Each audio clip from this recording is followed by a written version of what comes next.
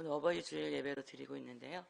오늘 우리가 나누실 말씀 룻기 2장 17절에서 23절 말씀입니다. 룻기 2장 17절에서 23절 말씀을 저희 같이 전체를 그냥 같이 합독하려고 그래요.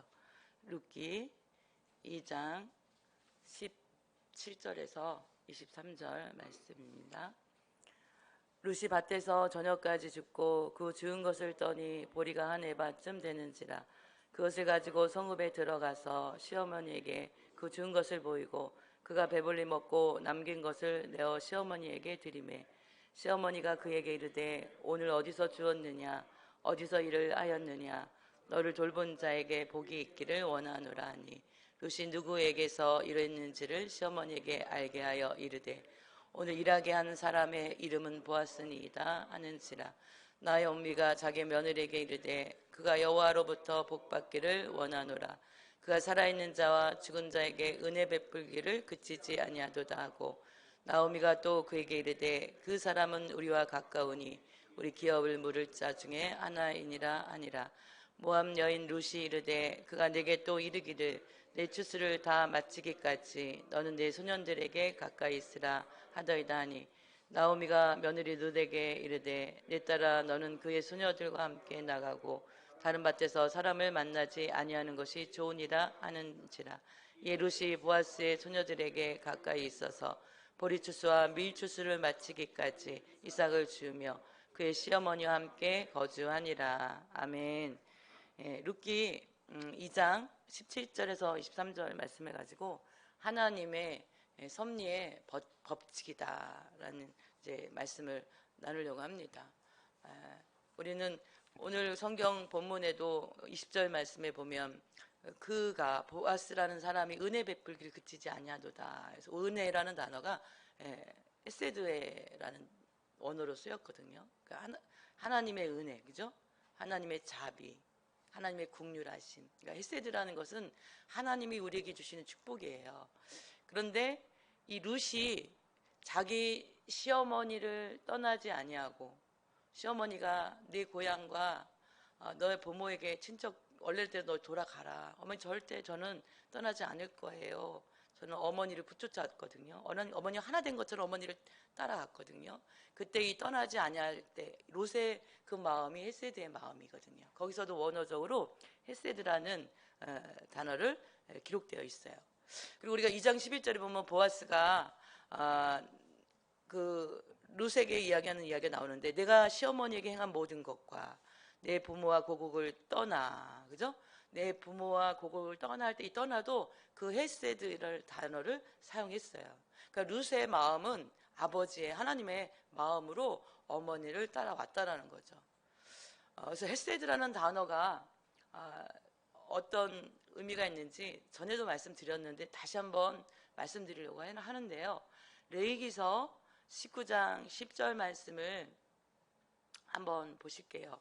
너희 포도원의 열매를 다 따지 말며 떨어진 열매도 줍지 말라.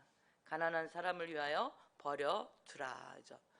하나님의 말씀에 율법에 보면 너희 포도원의 열매 다 따지 말고 떨어진 열매 줍지 말고 가난한 사람을 위해서 버려라. 그냥 내버려 두어라. 이것이 뭐냐면 버려두라. 이것이 뭐냐면 헤세드예요. 하나님 아버지의 마음인 거예요.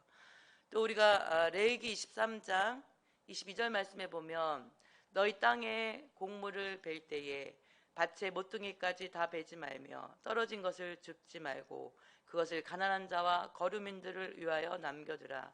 나는 너희 하나님 여호와이니라. 율법이거든요. 밭을 벨 때, 보리추수를 할 때, 밀추수를 할 때에 밭의 모퉁이를 너희가 다 베지 말고 남겨두어라. 이 남겨둔 것은 그 다음에 떨어진 것도 줍지 말아라. 이것은 무엇이냐면 가난한 자와 거류민들을 이방인들이 거기 사는 그들을 위한 남겨두라. 이것이 바로 하나님의 마음, 하나님의 사랑, 헤세드인 거죠. 그래서 집주인은 율법을 지켰지만 그 구제는 어떻게 되는 거예요? 구제는 가난한 자들에게 저절로 긍휼을 베푸게 되는 거. 그래서 집주인은 율법을 지키고 가난한 자들은 어떻게 해요? 배고픔을 채울 수 있는, 그래서 사람에게 부끄럽지 아니하고 하나님 주신 은혜에 감사할 수 있는 그 국률, 구제, 이것이 바로 헤세드, 성경에서 말씀해 주시는 헤세드예요. 그래서 구제는 저절로 하나님이 지키게 하신 거예요. 그래서 밭에 모퉁이를 남기는데 우리는 지나가면서 추수가 끝난 그 밭을 보면서 이 밭주인이 얼마의 모퉁이를 남겨놓은 것을 보면서 정말 이 밭주인은 헤세드의 마음이 큰 사람이구나, 그죠? 하나님의 마음이, 국률이 큰 사람이구나, 적은 사람이구나, 그들은 그걸로 보았다라는 거죠. 그래서 보통 열매, 나무에 달린 열매는 20%를 남겨요. 저희도 뭐 어렸을 때 시골에 할머니 댁에 가면 항상 가을에 감나무의 감을 다 거두지 않고 잘 익은 홍수들 또 익어가는 것들을 남겨두거든요. 어린 마음에 왜 저거를 다 남겨두는가 이렇게 물어보면 저거는 까치밥이란다 이렇게 얘기를 해주셨어요. 그래서 우리 부모, 우리 조상들은요, 이 짐승에게 이 율법을 알지 못했지만 그 나무의 열매를 다 거두지 아니하고 배고픈 새들을 향한 그 국률함이 있었던 거예요. 성경을 보면서 그것이 헤세드의 마음이구나. 하나님의 마음이, 예수님을 믿지 않았지만 그들 속에 그 하나님의 창조물을 생각하는 마음이 있었구나. 이 나무 열매를 이스라엘은요 20%를 따지 않아요. 그럼 10%는 짐승들을 위한 거고요, 그 10%는 그 가난한 자들이 그 과일을 먹을 수 있게 긍휼의 마음을 베풀어 주는 거예요. 그래서 우리는 그러한 그 율법을 지키지만 구제는 저절로 되는 거, 그것이 하나님의 마음이라는 거죠. 하나님은 부한 자도 가난한 자도 그 어떠한 이 땅의 짐승들조차도 배고픈 것을 원치 않는 하나님의 그 마음, 하나님의 그 사랑, 그것이 바로 헤세드다 생각을 말씀을 드릴 수가 있겠습니다. 그래서 그 종려나무 열매는요, 우리나라 열매의 대추처럼 비슷하게 생겼대요. 근데 대추보다 더 훨씬 크고요. 그리고 굉장히 꿀이 막 줄줄 흐른대요, 그 열매 자체에. 그런데 그게 다 익으면 땅에 떨어지거든요. 그러면 땅에 떨어지는 것은 누구 거냐면 하나님 거예요. 땅에 떨어진 그 나무 주인이 주워 먹으면 하나님 율법을 어기는 거기 때문에 절대로 주워 먹을 수가 없는 거예요. 그거는 가난한 자들의 거거든요. 그래서 헤세드의 마음이 큰 이 종려나무 가지의 그 주인은 그 밑에다가요 돌을요 싹 깔아놔요. 돌을. 그러면은 그 꿀덩어리가 줄줄 꿀이 흐르는 종려나무 열매가 땅에 떨어졌을 때 흙이 묻지 않은 깨끗한 것을 그 가난한 자들이 주워 먹을 수 있도록 종려나무 그 가지 밑에 깨끗한 돌들을 다 깔아놔서 그 깨끗한 돌 위에 그 열매가 떨어질 수 있도록 하나님의 마음, 그게 헤세드의 마음이다. 그래서 가난한 자들을 배려했던 삶, 그것이 그들의 삶의 전체 그 흐르는 것이 뭐예요? 아버지의 마음이었다라는 거예요. 오늘 이 룻도요, 룻기서를 보면서 사실은 우리가 어버이 주일 룻기서에 많이 설교들을 하세요. 근데 룻기는 어머니에게 효도했더니 잘 됐더라, 그런 내용이 사실은 아니에요. 룻기서는 사실은 하나님의 마음, 그죠? 하나님의 그 섭리의 법칙에 대한 이야기가 나오는 것이 룻기서예요. 그런데 어버이 주일만 되면 우리는 룻이라는 한 이방 모압 여인이 어머니 나오미에게 효도를 해서 얼마나 큰 축복을 받았는지 예수 그리스도의 족보에 이름이 올라가는 여인의 복을 받잖아요, 그죠? 그런데 사실 이 룻께서 우리에게 주시는 말씀은 하나님의 섭리의 법칙을 우리에게 말씀하고 있다라는 사실입니다. 우리가 에베소서에도 그렇고 오늘 보면 부모에게 우리가 효도하는 것이 어떻게 해요? 순종하는 것이 옳다라고 하나님 말씀하고 계시죠. 부모님께 순종하는 것이 옳다. 내 아버지 어머니를 공경해라. 이것이 약속 있는 첫 계명이다. 우리 10계명의 1계명부터 4계명은 인간과 하나님과의 소직 관계 속에서 지켜야 될 계명이 1계명부터 4계명이거든요. 근데 5계명부터 10계명은 인간과 인간 사이에, 그죠? 소직 서로 인간과 인간 사이에 지켜야 될 그 관계가 5계명부터 10계명인데, 인간과 인간 사이에 지켜야 될 가장 첫 번째 계명이 뭐냐면 바로 내 부모에게 공경하라는 것이죠. 그래서 이렇게 살아보니까 부모에게 공경하는 것도 이게 하나님이 주신 계명인데, 그죠? 참 이게 잘 지키며 살아야 되는데 이 공경이 어떻게까지 공경하는 것인지 어려워요. 그리고 성경은 말씀하시기를 너희 아비들아, 우리에게 주시는 또 교훈도 뭐냐면 너희 자녀를 노엽게 하지 말라고 말씀하고 있죠. 그러면서 덧붙여서 하시는 말씀이 주의 교훈, 그죠? 너희가 주의 오직 주의 교훈과 오직 주의 그 훈계, 하나님의 말씀으로 교훈하고 훈계하는 거 뭐예요? 가르치는 거잖아요. 책망할 거 책망하는 거거든요, 사실은. 그래서 이것이 우리가 참 어려운 것 같아요. 부모가 되는 것도 어렵고 효도하는 것도 어려워요. 그래서 우리는 늘 하나님의 은혜가 부모를 효도하는 부분에도 자녀들을 양육하는 부분에도 하나님의 마음이 우리 마음에 부어질 때 우리가 감당할 수 있는 이 땅에서의 삶이 아닐까라는 생각을 하게 됩니다. 오늘 이 본문에 보면 이 룻이 17절에 밭에서 저녁까지 죽고 그 죽은 것을 떠니 보리가 한 해밭쯤 되었다 그러죠. 그 어머니를 그 모압에 우리가 1장에 보면 엘리멜렉 가문이 있어. 유다 지파 엘리멜렉 가문에 엘리멜렉은 그 베들레헴 유다 지파들은 베들레헴 땅에 살고 있었는데 베들레헴에 가뭄이 오니까 그 아내와 두 아들 말론과 기르를 데리고 모압의 지방으로 거류하게 된다라는 거죠. 10년 안에 어떤 일이 있었냐면 남편도 죽고 그 말론과 기른 두 아들이 오르바라는 첫 번째 며느리와 룻이라는 작은 며느리를 얻었는데 그 10년 안에 이 남자가 다 죽은. 그래서 이 나옴이라는 이름의 뜻은 기쁨과 행복과 그죠? 뭐 이런 찬미와 이런 뜻이 있는데 나중에 나오미가 고향에 돌아왔을 때 나를 나오미라 부르지 말라, 나는 내 이름 마라다 그러잖아요. 마라라는 건 쓴물이라는 뜻이거든요. 하나님이 나를 괴롭게 하셨기 때문에 나는 쓴물이다. 근데 나를 괴롭게 하신 그 이유가 뭐예요? 하나님을 떠나서 이방 모압이라는, 그죠?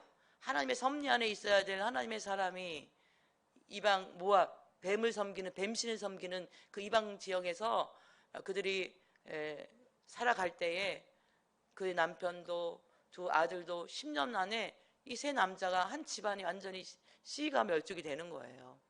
그런데 그 오르바 첫 번째 며느리와 두 번째 며느리인 룻에게 이 나오미가 이야기합니다. 1장에 우리가 읽지 않았지만 1장 13절에 보면 내 딸들아, 여호와의 손이 나를 쳤으므로 나는 너희로 말미암아 더욱 마음이 아프다. 그러면서 너희 부모에게로, 너희 신에게로 돌아가라고 하는 그 이야기가 있어요. 그의 백성과 그의 신들에게로 돌아가나니. 그의 신, 이제 이 믿음의 가정, 그래서 여호와를 섬기는 가정에서 시본 두 며느리는 어머니의 하나님, 남편의 하나님을 믿었거든요. 그런데 이제 이 나오미가 하는 말이 내 딸, 나는 남편도 죽었다, 그죠? 그리고 내 두 아들도 다 죽었다. 그리고 그 밑에 남자는 없는 거예요. 근데 이스라엘은 고엘이라는 그런 제도가 있거든요. 고엘이라는 제도는 몇 가지가 있는데, 예를 들어서 같은 유다 지파 사람들 중에서 가까운 또 친족이 있을 거 아니에요, 그죠? 그럼 그 서열들이 다 있는데, 만약에 내 가까운 친족 가운데 누가 재산을 다 탕진하고 종으로 팔려가요. 그러면 가장 가까운 기업, 이것을 기업 물을 자라고 오늘 룻기서는 나오는데, 그 고엘 제도의 기업 물을 자, 그 가문의 기업을 물을 자가 그가 종으로 팔려가는 것을 막아줘야 되는 거예요. 그래서 그 빚을 다 탕감해주고 이 사람을 종에서 해방시켜주는 거, 이것이 기업 물을 자가 해야 될 고엘 제도에 들어있는 내용들이에요. 또 누군가가 자기의 그 친족을 피를 흘려 죽였다? 그럼 그 피값을 감당해내는 것이 가장 가까운 친족이 해야 되는 것, 이것이 고엘 제도 안에 들어있는 제도들이고요. 그 중에 계대 결혼이라는 것이 있는데, 이것이 무엇이냐면, 만약에 그 남편이 아들들을 낳고 죽어 돌아가셨어요. 근데 첫 번째 아들이 손이 없이 죽었으면 그 첫 번째 아들과 결혼한 며느리는 둘째 시동생과 결혼을 해서 아들을 낳아가지고 첫째 아들의 그 가문의 계보를 이어가게 해주는 거예요. 근데 둘째 아들도 죽었어요. 그러면 셋째와 시동생과 또 결혼을 하는 거. 이것이 고해 제도라는 계대 결혼이라는 것에 이스라엘의 그 율법에 있는 내용들이에요. 근데 나오미는 지금 두 아들이 다 죽었기 때문에, 그리고 그 밑에는 아들이 없는 거예요. 그래서 나오미가 며느리들에게 하는 말이, 나는 이미 내 딸들아, 너희들 너희 너희 조상에게로 돌아가라. 나를 따라가지 마라. 나는 이제 하나님이 나를 쳤기 때문에 내 베들레헴으로, 나는 유다 지파가 살고 있는 베들레헴으로 난 돌아가려고 한다. 그러면서 이 나오미가 했던 말이, 가령 내가 지금 남편을 두지 못할 것인데, 늙어서 내가 가령 혹시라도 내가 오늘 밤에 남편을 두어서 아들을 내가 낳는다고 할지라도 그 아들이 자라서 너희의 남편들이 되기까지는 얼마나 시간이 많이 걸리냐, 그죠? 그러면서 여호와의 손이 나를 쳤으므로 나는 너희로 말미암아 참 마음이 아프지만 큰며느리 오르바야, 루사, 너희 조상들에게 또 너희 신들에게로, 그의 백성들에게로 너 돌아가라. 오르바도 그렇고 롯도 다 모함 여인들이잖아요. 그때 오르바는 그 시어머니에게 입맞추고 자기 백성들에게, 자기 신들에게 돌아갔지만, 룻은 성경 말씀하시다 그를 붙여짰더라. 그죠? 어머니를 더 어떻게 해요? 이 언어적인 뜻이 뭐냐면, 한 몸 된 것처럼 어머니를 그냥 꼭 붙잡고 안아주는 거예요. 그렇게 어머니를 따라가려고 하는 그 이야기가 오늘 우리가 1장에 기록되어 있어요. 그래서 또 나오미가 룻에게 강건합니다. 네 동서는 네 백성과 그 신들에게 돌아가지 아니했니? 룻아, 너도 그의 백성, 너의 백성, 너의 신, 응? 그래 가거라. 너의 동서를 따라 돌아가라. 그렇게 이야기할 때에 룻이 어머니에게 하는 말씀, 어머니를 내가 떠나지 않겠어요. 여기서 이 어머니를 떠나지 않겠다는 떠나다는 이 단어가 바로 헤세드라는 단어로 언어에 기록되어 있다라는 거예요. 나는 하나님의 마음으로, 그죠? 여호와 하나님의 그 은혜, 그 긍휼의 마음, 그 사랑의 마음으로 어머니를 헤세드의 마음으로 떠나지 않고 어머니를 따르겠어요. 돌아가라, 강건하지 마옵소서. 어머니가 가시는 곳에 나도 가고, 어머니가 머무시는 곳에 나도 머물고, 어머니의 백성이 나의 백성이 되고, 어머니의 하나님이 나의 하나님이 되겠어요. 그 고백인 거예요. 룻이 어머니를 떠나지 않았던 가장 큰 목적은 뭐냐면, 어머니 하나님, 그 어머니 하나님이 바로 나의 하나님이 되기를 원하는, 고향으로 돌아가면 이제 누구를 섬겨야 되는 거예요? 뱀신을 섬겨야 되는 거예요. 모압의 그 신을 섬겨야 되는 거예요. 그리고 나오미도 그렇게 얘기했거든요. 너희 백성, 너희 신들에게로 돌아가라. 근데 룻은 여호와 하나님을 만났거든요. 하나님, 어머니 하나님, 그분이 나의 하나님입니다. 그래서 그 여호와 하나님을 만난 룻은 하나님의 마음인 헤세드의 마음으로 그의 어머니 나오미를 따라 빈손으로 오는 그에게 어떻게 어머니를 따라 베들레헴, 이방 나라에, 룻에게는 이방 나라잖아요. 이방 민족을 돌아오게 되었다라는 사실입니다. 그래서 나오미는요, 이 고향으로 돌아온 이 나오미는 하나님께서 내가 풍족하게 나갔더니 여호와께서 내게 비어 돌아오게 하셨다, 이게 그 이야기를 해요. 나오미가 돌아오니까 많은 이제 동네 사람들이 이제 수군수군 됩니다. 이것은 여기서 그들이, 야, 나오미 사람들이 말미암아 떠들며 이르기를, 성읍이 그들로 말미암아 떠들며 이르기를, 이렇게 나와요. 떠들며라는 이 단어의 원어적인 뜻이 뭐냐면은 수군수군 되는 것인데, 이거는 막 이렇게 좋은 말, 친절한 말이 아니라 뒤에서 흉도 보는 거예요. 흉도 보면서 수군수군하는 그런 이야기가 떠들며, 이 단어의 의미입니다. 이가 나오미가 아니냐, 너 나오미냐? 깜짝 놀란 사람들이 그렇게 수근수근 될 때 나오미가, 그래 내 나오미가 맞지만 나를 나오미라 부르지 말아라. 나는 기쁨의 이름이 아니, 찬송할 내 이름값을 못하는 인생이야. 나를 말하라, 쓴물이라 불어라. 하나님 앞에 내가 풍족하게 나갔는데, 베들레헴에서 나갈 때는 내가 부유하게 나갔는데 하나님께서 내게 비어 돌아오게 하셨다. 그래서 여기 이 비어라는 단어는 가난한 뭐 물질적인 것을 의미하는 게 아니라 남편도 죽고 두 아들도 죽고, 그죠? 세 남자와 함께 떠났는데 어떻게 해요? 세 남자가 다 없이 자기 혼자 그 모압 여인인 룻과 함께 돌아왔다는 것을 비어라는 단어에 표현하고 있는 겁니다. 자, 오늘은 이 룻은, 그 어머니와 돌아온 룻은 성경의 1장 22절 말씀에 그의 며느리가 돌아온 그때가 언제냐면 보리 추수 시작할 때에 베들레헴에 이르렀더라. 그렇게 성경은 이야기하고 있습니다. 어쩌면 이 나오미와 룻은 보리 추수할 때 돌아오지 않았다면 굶는 것이 밥 먹는 날보다 더 많았을지도 몰라요. 남의 그 밭에 가서 주워 먹어야 될 상황인 거죠.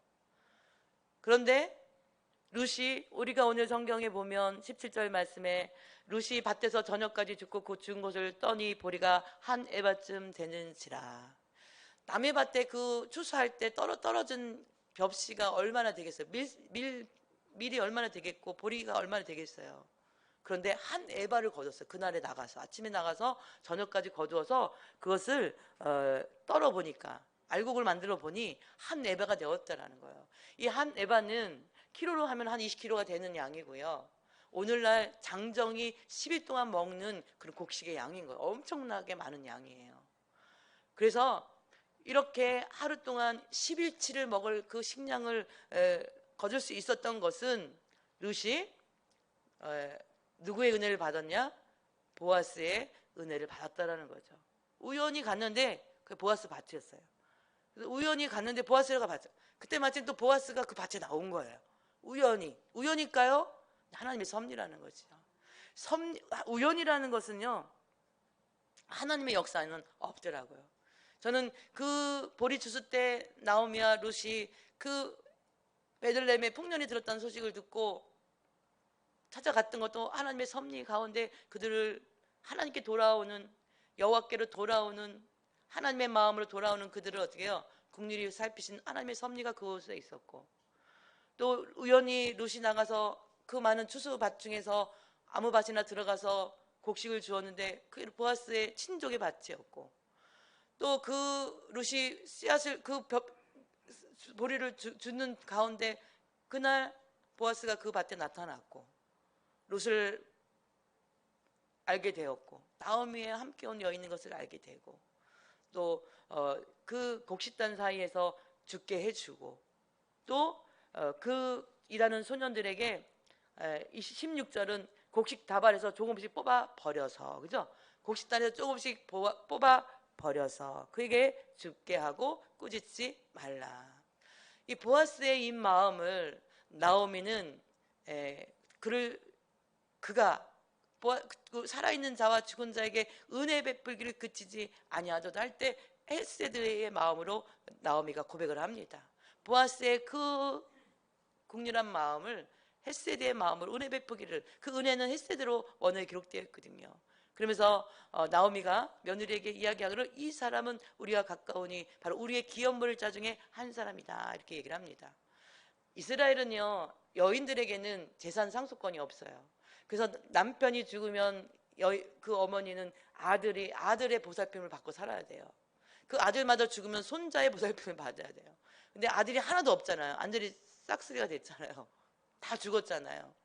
그러면은 이 남편이 엘리멜렉이 받아야 될 그 유다 지파의 그 재산, 지금 보아스는 누구냐면은요, 보아스는 바로 우리가 여호수아가 가나안의 정복 전쟁을 통해서 땅을 어떻게 해요? 31의 왕들, 가나안의 왕들을 다 물리치고 그 땅을 다 차지해서 12지파에게 땅을 분배하잖아요. 그죠? 보아스가 누군지를 우리는 알아야 되거든요. 보아스는요, 그 가나안을 정탐 보냈던 2명의 정탐꾼 중에 살렘이라는 사람의 아들이 보아스예요. 그러면 보아스의 엄마가 누구냐면은 그 여리고 성에 붉은 줄을 내려서 그 여리고가 무너질 때에 구원을 받았던 기생 라합이 나중에 살몬과 결혼을 해서 낳은 아들이 보아스라는 거예요. 그러면 지금 여호수아가 땅을 분배한 지 얼마 되지, 긴 시간이 흐르지 않았던 것을 우리는 알 수가 있지요. 그래서 이 보아스는 나이가 먹도록 결혼하지 못했고 이방인 여인이었던 라합의 엄청난 하나님을 향한 믿음으로 그 여리고가 다 멸족당하는 그때에 그 가족과 그 라합이 살고 있는 그 성 안에 있는 모든 가축과 사람들은 다 구원을 받았다라는 거죠. 그 어머니의 믿음이 오늘 보아스의 성품, 하나님을 향한 헤세드의 마음을 갖게 하는 믿음의 근원이 됐다라는 생각을 해봅니다. 그랬더니 보아스는 그 룻을 보면서, 모압에서 온 그 나이 어린 10대의 어린 소녀와 같은 그 룻을 보면서, 가보가디에서 온 이 소녀를 보면서, 나오미도 그죠? 남편이 없기 때문에, 그 아들들이 없기 때문에 그들이 그 가문에게 분배받은 땅을 누군가가 기업 물을 자에게 팔아야 되는 거예요. 이스라엘은 땅을 그래서 팔지 않아요. 남에게. 자기 지파에, 자기 어떤 같은 친족에게만, 그 기업 물을 자에게 그 땅을 상속받게 해서, 그 기업 물을 자가 그 땅을 상속받은 것을 가지고 그 재산을 가지고 어떻게 해요? 먹고 살 수 있게 어떻게 해요? 도와주든지 그렇게 하거든요. 그런데 나오미와 룻은 특별히 다른 이유가 뭐냐면, 기업 물을 자는 바로 롯과 어떻게 해요? 결혼을 해서 엘리멜렉의 가문의 씨를 이어주는 그 역할까지 해야 된다는 사실이죠. 근데 오늘 이 보아스가 룻에게 친절을 베풀어서 한 에바를 얻게 한 놀라운, 그 하루의 양이 12채의 양을 얻어왔으니, 어린 소녀가 얼마나 많은 양을 가져온 거예요. 그때 시어머니 나오미가 물어보잖아요. 19절에 오늘 어디서 주었느냐, 어디서 일을 하였느냐, 너를 돌본 자에게 보기. 너를 돌본 자가 누구냐 물어보잖아요. 너 오늘 어디서 일했니? 너 어디서 주었니? 물어보는 거예요. 너를 돌본 자가 도대체 누구니? 그 한 에바라는 엄청난 양을 그 추수할 수 있는 게 아니거든요. 그때 룻이 이야기하죠. 제가 오늘 일하는 곳은 보아스입니다. 보아스의 밭에서 일했습니다. 이렇게 이야기를 합니다. 여기서 돌본 자라는 단어가 나오죠. 너 오늘 어디서 일했니? 너 오늘 어디서 주웠니? 이렇게 어머니가 물어보잖아요. 우리는 이 나오미와 롯이 베들레헴에 돌아온 그들의 삶은요, 이삭을 주워 먹고 사는 가난한 삶인 것을 우리 성경을 통해서, 루키서를 통해서 볼 수가 있는데, 너를 돌본 자가 누구냐? 이 말씀은 10절에 보면 롯이 일하는데 소년들에게 보아스가 물어, 저 소녀, 처음 본 저 소녀, 낯서는 저 소녀가 누구냐? 모압에서 나오미와 함께한 그 모압 소녀이니이다. 그래서 나오미가 자기 친족이기도 하지만 그 룻에게 가까이 다가가죠. 룻은 엎드려서 얼굴에 땅에 대고 이렇게 절하면서 일하는 거예요. 왜 이렇게 절하며 땅에 대었느냐? 보아스가 룻에게 이야기를, 내 딸아, 너 이삭 주러 다른 밭 가지 말고 여기서 내 밭에서만 너 이삭을 주어라. 그리고 배가 고프거든 이 소년들이 뭐 밥 먹을 때 너 같은 상에서 밥을 먹고, 너 물이 목마르거든 이 소년들이 길어온 이 물로 목을 축여라 하면서 은혜를 베푸는 거예요. 그때 이 룻이 너무나 감사해서 엎드려서 얼굴에 땅에 대고 절하며 그에게 이르기를, 나는 이방 여인이거늘 당신이 어찌하여 내게 이런 은혜를 베푸시며 나를 돌보시나이까? 이 돌보십니까? 이 말이에요.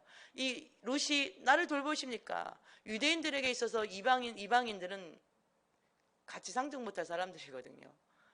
그런데 이 룻에게 그런 은혜를 베푸는 보아스에게 어찌하여 나를 돌보십니까? 하고 룻이 이야기한 이 돌보다는 단어 속에는 이방 여인은 나를 어찌 이렇게 도와주십니까? 이런 고백이에요. 오늘 나오미 어머니의 그 19절의 말씀, 너를 돌본 자, 그 누군지를 말하는 이 돌보다는 건, 이방 여인은 너를 돌보는 자가 누구냐? 이 의미가 들어있는 거예요. 왜냐하면 이방인, 모압에서 온 이방 여인을 돌보는 사람이 흔하지 않거든요. 무시하거든요. 그런데 너를 돌본 자, 이방 여인이 너를 돌본 자가 도대체 누구냐? 보아스입니다. 그래서 이 보아스는 바로 우리의 기업을 물을 자다.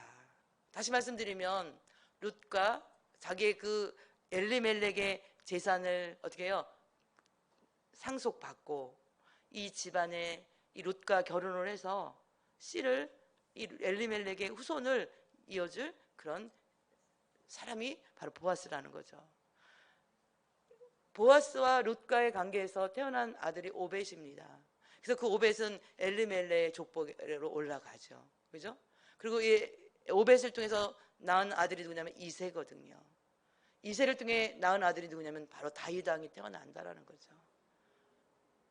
룻은요, 모압 여인으로서 다윗 왕의 증조 할머니가 되는, 그리고 멀리는 예수 그리스도의 족보에 이름이 올라가는 정말 귀한 이름이었다라는 사실입니다. 우리는 하나님의 섭리의 법칙을 이 룻의 삶을 통해서 바라보게 되는데요. 하나님의 이 섭리의 법칙, 하나님께는 우연은 없어요.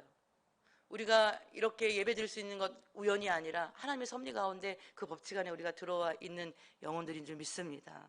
성경의 모든 역사는요, 오직 하나님의 경륜, 오직 하나님의 섭리 속에서 밝히 보여진 하나님의 사건들의 결정체가 성경에 나오는 모든 이야기들이거든요. 어느 날 아브라함이 일을 하는데, 선방에서 일을 하는데 천사들을 영접하잖아요. 우연히. 그것이 우연인가요? 제가 우연이라는 단어를 사용했지만 우연이 아니에요. 하나님의 섭리 가운데 그 천사들이 왜 왔냐면은 롯, 고소돔과 고모라를 멸망하기 위해서 먼저 방문한 천사들이었거든요. 하나님의 섭리 가운데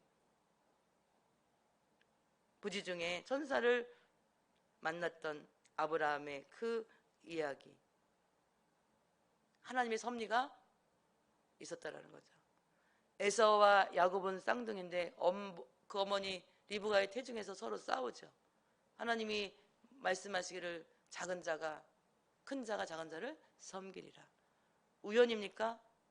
에서가 아닌 야곱이 그 아버지 이삭의 그 족보의 이름이 올라가는 것이 우연이 아니라 하나님의 섭리는 태중에서부터 에서가 아니라 야곱이었다는 사실이죠. 모세가 애굽의 바로왕이 그 세 달 미만의 유아들을 다 죽일 때, 그죠? 유아들을 다 죽일 때 유일하게 살아남은 유대인의 어린 유아가 누구예요? 모세거든요. 그러면 모세가 그렇게 살아나서 나중에 이스라엘을 출애굽시키는 하나님의 귀한 일꾼으로 사용된 것이 우연일까요? 하나님의 섭리라는 사실입니다. 우리 요나가 물고기 뱃속에 들어가고 다시스로 도망가기도 하고 막 있는 이 요나 이야기, 하나님의 섭리가 그의 삶에도 있었다라는 거죠. 삭개오가 뽕나무까지 올라가서 예수님을 모시고 완전히 딴 사람으로 변화된 이 놀라운 예수 그리스도로 변화된 삶, 이것도 하나님의 섭리가 인생 가운데 있었다라는 거죠. 예수님이 하나님이신 그분이 인간의 몸을 입고 이 땅에 오신 사건, 이것이 우연일까요? 하나님의 오래된 경륜과 섭리 속에 그렇게 하나님의 구세주로 구원자로 이 땅에 오셨다는 사실이죠. 바울이 다메섹에서 예수 그리스도를 만난, 부활하신 주님을 만난 놀라운 사건, 그것이 우연일까요? 하나님의 섭리라는 사실입니다. 그래서 오늘 하나님은요, 우리를 회복의 섭리로 이 나오미를 통해서, 룻을 통해서 우리가 보는 이 말씀은, 풍성함은 하나님이 우리에게 주시는 풍성함, 나오미와 룻이요 베들레헴에 돌아왔을 때 이미 보리 추수가 시작되었고 그들은 씨를 뿌리지 않았거든요. 그들은 그 곡식을 열매 맺기 위해서 애쓰지 않았거든요. 근데 하나님 풍성하게 먹게 하시거든요. 그 풍성함, 하나님의 회복의 섭리가 하나님께로 돌아온 자들에게 주시는 놀라운 축복으로 그들과 함께 했다라는 거죠. 그들이 모압으로 갔을 때, 엘리멜렉과 가족들이 모압으로 갔을 때는 10년 만에 죽어지고 빈손으로 돌아왔지만, 그래도 하나님께 돌아온 나오미와 룻은, 그죠? 하나님 앞에 돌아온 그들은 하나님이 풍성함으로 복 주시는 회복의 섭리가 하나님의 섭리 안에 있는 하나님의 백성들을 지키는 놀라운 섭리로 저는 오늘 보게 된다라는 사실입니다. 우리는 이 룻이 자기 시어머니를 붙잡고 어머니 하나님이 나의 하나님이 되겠습니다 라는 고백들을 통해서 보면은요, 우리가 하나님을 잘 믿는, 하나님의 그 은혜 안에 있는 삶을 살아가는 성도들은 육신의 어머니에게도 잘하는 룻의 모습을 저희가 또한 발견을 하게 되죠. 우리가 하나님께로 돌이킬 때 회복의 은혜를 얻게 되는 역사가 나타난다는 말씀입니다. 그래서 오늘 우리는 하나님의 그 섭리의 법칙이 무엇이냐, 하나님 안에 있을 때, 하나님의 그 섭리 안에 들어가 있을 때 하나님 우리에게 풍성함으로 필요한 것들을 채우시고 우리의 배고픔을 해결해 주시고, 그죠? 우리의 문제를 해결해 주시는 좋은 아버지시라는 사실입니다. 그래서 우리는 19절에서 20절 말씀을 통해서 하나님으로부터 주시는 그 모든 복은 하나님으로부터 온다는 것을 19절 20절 그죠? 보아스의 그 마음에 이렇게 은혜 베풀기를 에세드의 마음으로 그들을 돌볼 수 있는 게 뭐냐면요, 바로 하나님이 그 섭리가 그죠? 하나님의 섭리의 축복이 그의 마음을 만졌고 나오미와 룻의 삶에 하나님의 섭리의 축복이 지금 일하고 계시기 때문에 그런 축복을 받는 그죠? 삶이 되었다라는 거죠. 그래서 우리 역대상 29장 14절 말씀에 보면 다윗의 기도가 나옵니다. 모든 역대상 29장 14절 말씀에 보면 모든 좋은 복이 하나님께로부터 주께로 말미암아 싸우니 우리가 주의 손에서 받은 것으로 주께 드렸을 뿐입니다. 모든 좋은 것이 하나님께로부터 왔다라는 거예요. 역대상 29장 14절 이 다윗의 기도가 그거예요. 그래서 우리는 주님 손에서 받은 것을 다시 주님께 드렸을 뿐이에요. 이런 고백을 다윗이 하고 있는 거죠. 야고보서 1장 17절 말씀에 온갖 좋은 은사와 온전한 선물이 다 위로부터 빛들의 아버지께로부터 내려오나니 그는 변함도 없으시고 회전하는 그림자도 없으시더라. 아멘. 모든 좋은 은사, 좋은 선물이 다 위로부터 빛들의 아버지께로부터 온다라는 사실입니다. 그냥 하나님의 어머니 하나님이 나의 하나님이 되기를 원해서 찾아왔던 이 베들레헴 땅, 모든 것이 멸망돼서 고향으로 돌아오면 분명히 사람들이 수군거리고 사람들에게 도마의 생선처럼 그런 위치로가 될 수밖에 없는 나오미는 모든 것을 다 이러고 보니 자기가 무엇이 문제인지를 하나님을 떠나는 것이 문제인 것을 깨닫고 베들레헴으로 하나님이 계신 베들레헴으로 돌아왔다는 거죠. 하나님의 섭리 안에 들어올 때 그때 하나님이 일하시고 하나님이 책임지시는 나오미와 롯의 삶을 바라봅니다. 하나님은요 우리가 상상한 이상의 것으로 하나님의 그 섭리 가운데 역사하시는 하나님인 것을 보는 것이 그들은 그냥 고향에 돌아와서 배골치 않고 살기를 바랬지만 롯을 통해서 며느리를 통해서 보아스와 어떻게 해요? 결혼을 하게 하고 그 엘리멜렉의 가문이 어떻게 해요? 대를 이어갈 수 있는 은혜를 주시고 그것뿐만 아니라 다윗 왕의 중조 할머니가 되게 하시고 멀리서는 예수 그리스도의 그 오시는 그 족보에 이름이 올라가는 놀라운 축복을 받게 하셨다라는 사실입니다. 하나님의 섭리 안에 있는 그죠? 그래서 모든 복은 하나님으로부터 오시는 그 섭리 안에 그 모든 복의 근원이 있다라는 거예요. 그래서 우리가 바라는 복은 꼭 이 세상에 잘 먹고 잘 사는 복이 아니라 그죠? 하나님이 주시는 그 복을 통해서 하나님이 나라를 위해서 사용되잖아요. 룻은 그 어머니를 향한 그 헤세드의 마음이 그죠?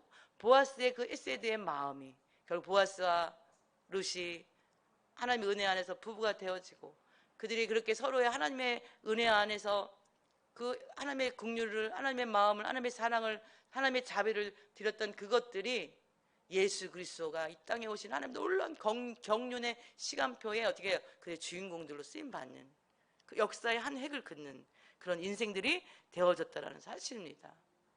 그래서 우리의 모든 것들은 우연이 아니라 하나님의 섭리 안에 하나님이 주신 축복이라는 사실입니다. 할렐루야.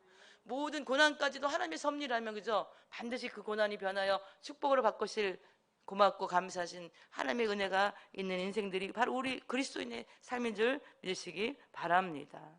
언약의 땅으로 돌아온 이들 그죠? 그 언약의 땅, 약속의 땅으로 돌아온 이들에게는 하나님의 은혜가 그때부터 시작된다는 사실입니다. 바로 우리들이 하나님의 언약의 땅, 하나님의 약속의 땅, 하나님이 있으라 하는 곳, 하나님이 원하시는 삶 안에 들어올 때 하나님의 섭리는 그때부터 우리 삶을 회복으로 축복해 주실 줄 믿으시기 바랍니다. 나오미의 가정을 회복시켰어요. 그래서 우리가 이렇게 보면은 아직 온전히 다 가정들이 예수 믿지 않는 가정들, 부모님들이 아직 예수 믿지 않는 가정, 가장 큰 축복은요 부모님의 영혼을 구원하는 축복인 줄 믿습니다. 우리가 늘 잘해드려야 되는 게 부모님들이시지만 그 아직 예수를 믿지 않는 부모님들이 계시다면 그죠? 가장 큰 우리가 가정에 다 예수를 믿지 않는 내 남편 자녀들이 있다면 그죠? 가장 큰 축복이 뭐냐면 예수 그리스도 안에서 하나 되는 것이 가장 큰 축복이더라고요. 그래서 함께 우리가 천국 갈 수 있는 은혜 그죠? 함께 예수 그리스도의 구세주로 영접하고 구원자로 믿고 그죠? 그것이 가장 큰 은혜인데 바로 언약의 땅으로 돌아온 룻과 나오미를 축복하신 그 하나님께서 우리를 통해서 그렇게 언약으로 돌아온 이들을, 가정들을, 우리의 삶을 하나님의 회복의 은혜가 시작되어질 줄 믿으시기 바랍니다. 믿음으로 살고자 돌이키는 그런 성도들에게는, 그죠? 그런 믿음의 사람들에게는 하나님은 우리에게 회복의 은혜를 베푸셔서 오늘 나오미의 인생 가운데 롯이라는 며느리를 통해서, 롯의 그 믿음 가운데 보아스라는 사람을 통해서 가문이 변화되어지고, 그죠? 그 가게가 예수 그리스도 족보의 이름이 올라가는 놀라운 축복의 그 하나님의 그 섭리의 법칙 안에 들어간 것처럼, 그죠? 우리의 살고 죽고 우리가 복을 받고, 그죠? 우리가 어려움을 겪고 모두 생사하고 주관하신 그 하나님 앞에 우리의 모든 삶을 믿음으로 올려드릴 때, 그죠? 하나님의 섭리의 법칙이 우리를 그리스도 안에서 복된 삶으로, 그죠? 나오미 엘리멜렉의 가문과 같은 그 두 여인을 통해서 가문이 완전히 바뀌는 역사, 그죠? 역전의 삶. 나오미에게는 하나님께 돌아온 것밖에 없어요. 근데 룻을 통해서 하나님이 역사하시고, 룻은 그냥 그 어머니를 향한 헤세드의 아버지 하나님을 믿을 수 있는 그 믿음만 있다면 이 어머니를 뼈 위에서 평생 어떻게 해요? 주워 먹고 우리 어머니만 배고프지 않는다면, 그리고 어머니께 효도하는 마음으로, 하나님의 마음으로, 하나님의 헤세드의 마음으로 어머니를 봉양할 때 보아스라는 놀라운 축복의 사람을 준비하신 하나님, 뿐만 아니라 예수 그리스도의 놀라운 족보의 이름이 올리는 그 놀라운, 정말 오늘날까지 몇천 년을 오늘날까지 이 룻기를 우리가 룻의 이름을 듣잖아요. 나오미의 이름을 듣잖아요. 엘리멜렉 가문의 이름을 듣잖아요. 우리가 축복의 통로가 되시기를 축복합니다. 우리가 오늘 룻이 나오미에게서 축복의 통로였다면, 보아스가 두 여인에게 축복의 통로였다면, 그죠? 그 위에는 하나님이 역사하신, 하나님의 섭리가 법칙이 역사했다는 사실입니다. 이곳에 있는 저희들이 축복의 통로들이 되어서 우리를 통해서 우리 가정이 회복되고 하나님 축복의 섭리 안에 들어가는 복된 축복의 통로들이 되시고, 그죠? 우리들을 통해서 우리 가문, 시댁과 친정의 조상 대대로 오른 그 우상 숭배했던 저주의 그 악한 어둠의 역사들이 축복의 통로가 된 우리들을 통해서 가문이 완전히 예수 그리스도의 보혈로 덮여지고 변화되는 역사가 나타나는, 그죠? 그런 은혜가 있기를 축복합니다. 2022년도 우리를 통해서 하나님의 놀라운 일들을 이루실 것을 바라며 기도합니다. 좋으신 하나님, 하나님은 인생의 참된 회복자이십니다. 하나님, 나오미의 가정을 온전하게 회복하신 그것은 우연이 아니라 하나님의 섭리의 법칙이었음을 발견합니다. 하나님, 보아스라는 사람을 준비하셔서 또 무너진 나오미의 가정을 회복시켜 주시고, 그렇게 그 가정이 하나님 안에서 풍성하도록 하나님의 섭리 안에 아버지 그렇게 세워주신 하나님의 놀라운 축복을 오늘 느끼는 짧은 1장부터 4장밖에 없지만 우리가 많은 영적인 교훈들을 줍니다. 하나님, 우리들도 하나님의 섭리 안에 그 법칙 안에 있는 인생들로 살아가게 하여 주시어서 우리들을 통해서 우리가 하나님의 영적인 축복의 통로가 되어 우리와 함께하는 모든 가정, 또 우리 가문, 가게에 하나님의 놀라운 그 섭리 안에 세워지는, 저희들을 통해 그렇게 세워지는 역사가 있게 축복하여 주시옵소서. 감사드리며 예수 그리스도 이름으로 기도드리옵나이다. 아멘.